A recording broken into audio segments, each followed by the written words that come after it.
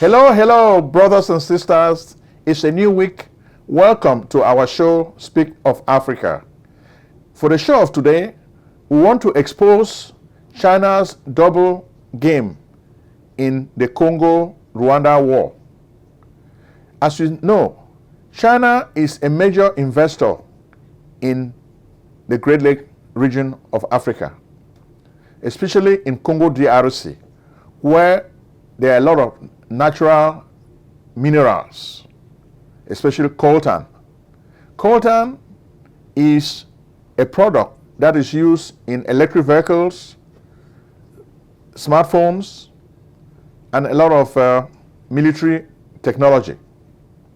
So it is a vital component, just like in the old days, the United States went to Congo-DRC to obtain the material that was used to produce the atomic bomb. Today, the atomic bomb we're dealing with is coltan. And over 70% of this coltan is found in Congo-DRC. Interestingly, there is a war going on in Congo-DRC. Some people will tell you the cause of this war is tribalism, Hutus versus Tutsis. Okay. True, the Rwandan genocide was caused because of this conflict. And for many years, Rwanda and Congo-DRC have shared a common border. So they've always had clashes. Enemies of the state in Rwanda will cross the porous border, get to the eastern part of Congo. So Kagame claims that he wants to securitize his country. So he's always running after those Hutus who run from Rwanda and get into Congo-DRC. That's the ostensible reason he uses to continue attacking Congo-DRC. But that is not a solid argument. That's a false argument. He is doing this because he wants to continue smuggling coltan from Congo-DRC to Rwanda. So when you talk of coltan, coltan is a very important product. And over 70% of it is found in Congo-DRC. So because of this, China has made its mind to take advantage of this product. So right now, when you look at the supply chain, the global supply chain of coltan, China controls over 75% of this product. Okay? And actually, there are two parts. You have the legal coltan business, and you have the illegal coltan business. It is important to understand the distinction between the two. So China has signed a deal with the government of Congo-DRC, starting with Joseph Kabila, so that they call it RFI, Resource for Infrastructure. So China thinks this is a win-win situation. China would help Congo-DRC build schools, build roads, build bridges. In return, Congo-DRC will surrender all the coltan to China. That's the deal that was signed in 2007. But since 2007, this deal has been modified many times. We call it the SICO means, which means China and Congo are signing this deal to exploit the minerals in Congo-DRC. So experts, academicians, and politicians in many other countries have criticized this RFI, Resource for Infrastructure deals. So in return for taking over all the resources in Congo-DRC, China will help Congo-DRC build schools. That has been the win-win presentation China claims to present. But we have a lot of documents. Even in this video, we're going to share them with you. These documents really show that this deal is not a good deal for Congo-DRC. It is not a strategic partnership where you say both parties are winning. One party wins, then the other party is a loser. When you exchange commodities for infrastructure, it's not a fair deal. Because even the infrastructure China was supposed to build has not been completed. And that's why a lot of critics think this is not a good deal for Congo DRC. Starting even from 2003 to today, you can see that the trade between China and Congo DRC has been increasing. And we even have a map and a table which we can show you. You can see the growth of mineral business between Congo DRC and China. It's been growing substantially. So China is getting all the resources. And this is why China now is dominating the coltan supply chain in the world. So China is not only getting the coltan in Congo DRC, China partners also with Rwanda. China gets illicit coltan. How does the coltan get to Rwanda? We're going to explain it to you. It's very, very simple. You've heard of anti-money laundering, right? They have tried to come up with anti-coltan laundering, but it's still happening. The same stages that we have in anti-money laundering obtain in coltan laundering. The first stage is placement. The second stage is layering. The third stage is integration. So with placement, what happens is illicit coltan leaves Rubaya in the east of Congo DRC. M23, the rebel army, that is really a proxy for Rwanda, comes to Rubaya, they create war, then they control those minefields, then over 15% of the coltan supply in that area is controlled by M23 soldiers. Then when they get this coltan, they transport it, they smuggle it straight into Rwanda. Rwanda doesn't have coltan, but Rwanda is exporting coltan in big numbers. How does Rwanda do it? Rwanda goes through countries like Tanzania and Kenya.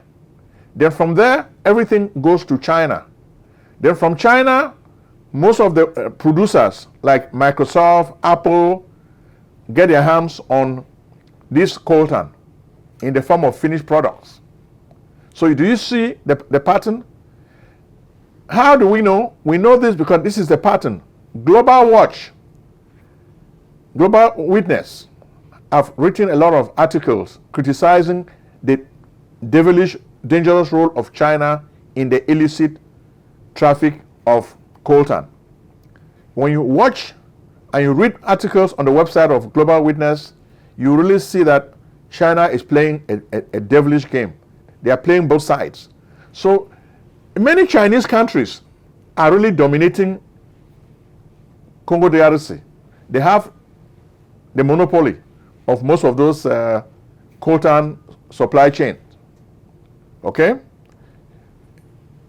Congolese mining firm Gekamin works with these Chinese firms to extract all the coltan in Congo DRC.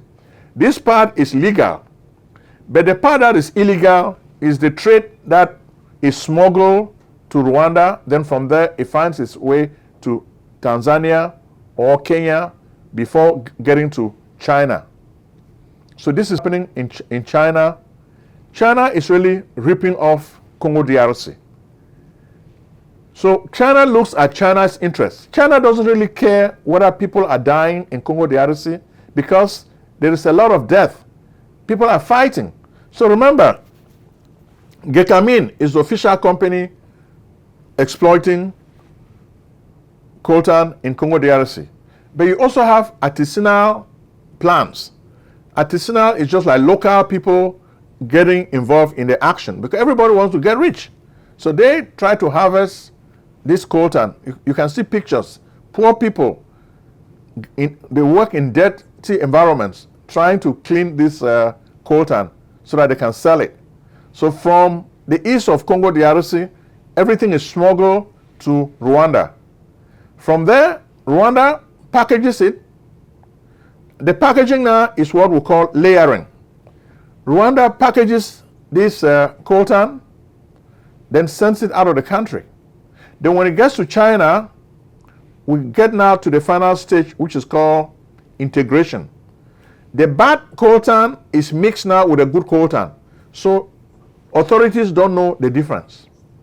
And this is why the problem persists in Congo DRC. I'm not just going to complain about environmental degradation. Environmental degradation is one fact, but you also have the human toll, the cost of this coltan exploitation. China, yes, China is using this to fuel its industries. But who is losing? The people of Africa are losing. They are the ones suffering the brunt of the exploitation of coltan in Congo DRC. So when you look at this, everything falls in place. So Global Witness has written extensively, and you even have a lot of YouTube videos that can really show that this is a serious problem in Congo DRC. Then you may ask me, I've presented the problem. How can we solve this problem? Because there have been at least 3 wars in Congo DRC, because people will tell you, oh, the wars are because of ethnic conflict. That's a lie. What they are not telling you is the real motive, the real cause of this war is competition, the scramble for coltan. That's really the truth about it. Most people don't want to tell you this truth, but on this channel, we'll have to tell you the truth, which is why I'm asking you to subscribe and share this video with your friends. What do you think? So I've started explaining. What do you think? And I want to know what you think. Next, we have to come with a call to action. What should be done in Congo DRC to stem the tide of this problem? We think fundamentally what should be done is Congo DRC needs to declare its sovereignty. Congo DRC needs to declare its sovereignty politically, economically, and socially. So right now, China controls the coltan market. Over 75% of the market for coltan is controlled by China. How did it happen? Well, China was very methodical in the way it proceeded in gaining over control of coltan in Congo DRC. First, European powers were worrying about Congo DRC human records and other issues, and they didn't want to take risks. So China came up with a plan, a very methodical plan to capture Congo DRC and control all those mineral resources. So it's a very long-term plan. So, but you ask yourself, what has China really done for these people? Not really much. So China is presenting it as a win-win situation. But a lot of researchers and academicians who have studied this problem are saying it is not a win-win situation. China is winning, but Congo DRC is losing. So that's why we're advocating sovereignty. Congo DRC needs to declare its sovereignty. Right now, politically, Felix Tshisekedi has not been able to do much. He has not been able to do much to help his country. M23 is still operating in Congo DRC, and they are killing people, taking over a lot of the mines. So, technically, the government doesn't have a monopoly on the processing of the stuff in Congo DRC. So you have a lot of players. China is one player. Then you have little bit players who are also involved in the action. Okay? Then you ask me, so what can be done? First, Congo DRC needs to stand up. They have to stop voting for puppet leaders such as Felix Tshisekedi. Felix Tshisekedi is a joke. This guy has been in Belgium for a long time. His father was the opposition politician during the time of Mobutu Sese Seko. His father also was a joke. People have told us that his father used to go at night and beg Mobutu for money. During the day, he will make noise and say he's part of the opposition. But it's fake opposition. It's opposition that works with the government but pretends as if they are representing the interests of the people. No, they are only representing their own personal interests. So right now, when you look at the statistics that we got, reliable information, it shows that Felix Tshisekedi has become very, very wealthy. In a very short time, this is his second term. He's just in the middle of his second term. He's already talking about running for a third term. The third term project, this week, there were so many protests in Congo DRC. A lot of people were in the streets. Even Martin Fayulu, the guy who actually won the election the first time when Joseph Kabila was leaving, he was bloodied. You see Martin Fayulu, he was out there protesting. The soldiers of Felix Tshisekedi shot him, and you can see wounds all over his body. He wore a white shirt that was bespattered with blood. Then you ask yourself, a guy like Felix Tshisekedi, who doesn't want to solve the problem of the country, why does he need a third term, for God's sake? And that's the calamity of leadership in Africa. A guy who cannot rule, but still wants to stay in power so that he can continue stealing the resources of the country. The people are dying in abject poverty. And you see the paradox of riches. Congo DRC is a country rich in resources. We've said this so many times on this show. But the people are wallowing in poverty. Why? Because of leaders such as Felix Tshisekedi. These are colonial leaders. These leaders don't want to change the status quo. They want to maintain the colonial status quo. Congo DRC is a country that has suffered greatly in the hands of the colonial masters, Belgium. Yet, Felix Tshisekedi is maintaining a good relationship with Belgium. He's not breaking. He's not doing like what we see Ibrahim Traoré do in Burkina Faso. He needs to put a stop. He needs to nationalize the resources in Congo DRC, so they should belong to the people, so that the people should be the ones really exploiting this coltan. Okay, that's what we think should happen. They need to come up with a new program. Economically, instead of going through a process where the coltan is mined, it is processed, then it's refined. Everything is extracted from Congo DRC, then the processing and the refinement takes place in China. So that has to stop. If Congo DRC wants to change the fate of its people, the process, because there are three processes. You have the upstream, midstream, and downstream processes. Then, of course, in economics, we have what we call vertical integration and horizontal integration. So most of these Chinese companies are using both techniques to exploit coltan in Congo DRC. They are using vertical integration, then they are also using horizontal integration. So they are using both aspects so that they leverage everything. Okay? So when they do this, who is hurting? They control every phase, every aspect of the activity. So Congo may own the land in the country, but they don't control their own resources. So for a change, we want to see Congo DRC to begin controlling their own resources. Gekamin is just a fake company.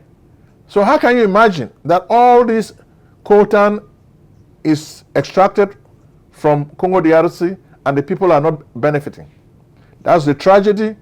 That's the curse of riches. And that's what the people in Congo DRC are facing. Every day they are dying. If it's not Ebola, there are other diseases. So you don't even have the infrastructure that is promised under the Resource for Infrastructure Initiative. Because China is not even building those resources. They're not even building those roads that they promise they're going to build. And which is why the literature criticizing China is growing and growing all over the world. You see that they are really criticizing what China is doing in Congo DRC. It is exploitation. If it's not exploitation, I don't know what other name I can give to it. It is pure exploitation. There is no win-win.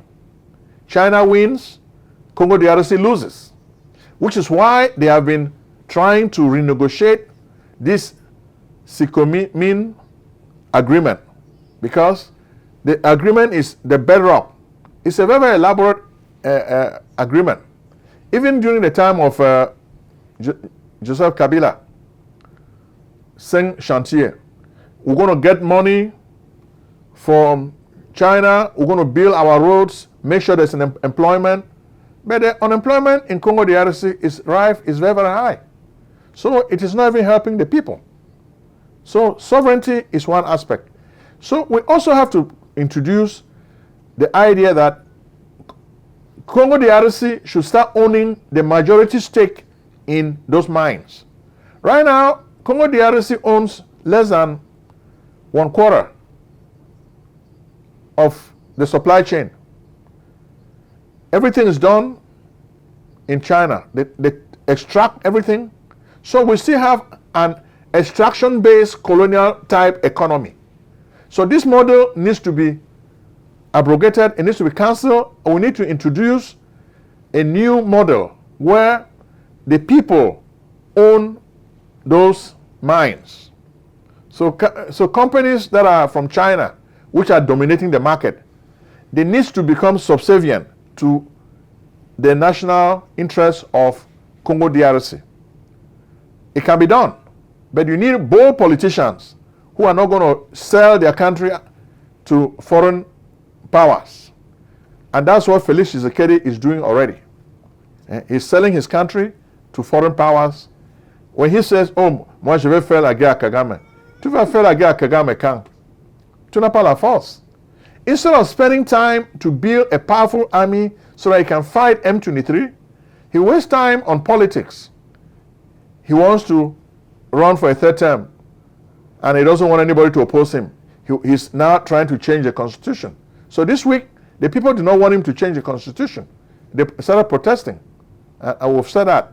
So protest, protest, protest, that's the way.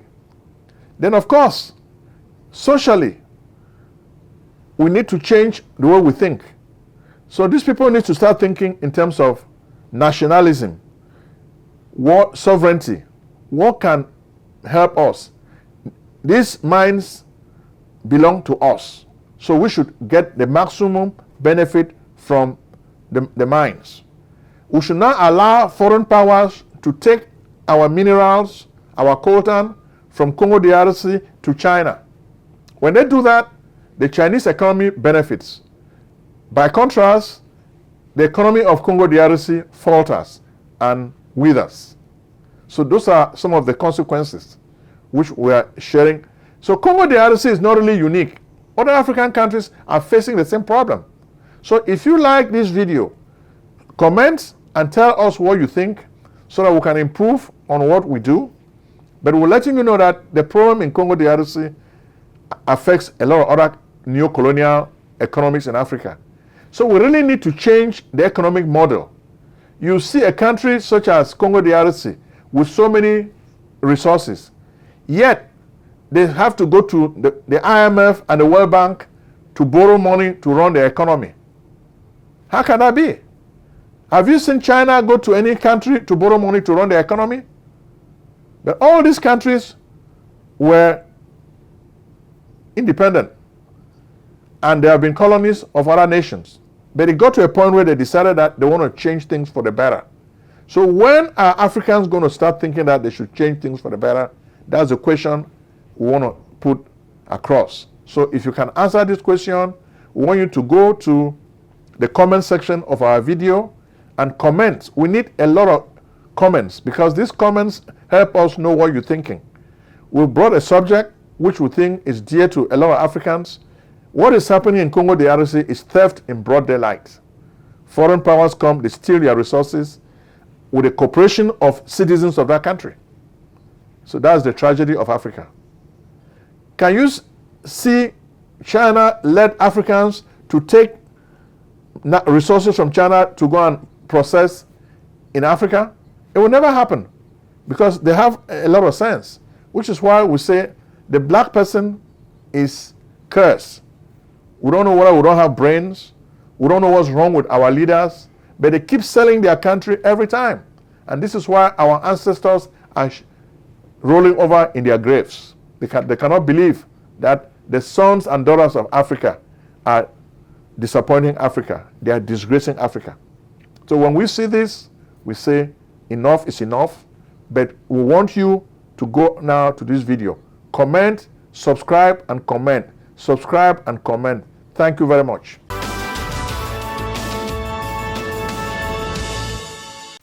Selling a service or a product? Need buyers? Use the African Nation TV as a channel to reach many viewers. Act now and call Prince Ojong at 240-350-1131. That's 240-350-1131. Act today.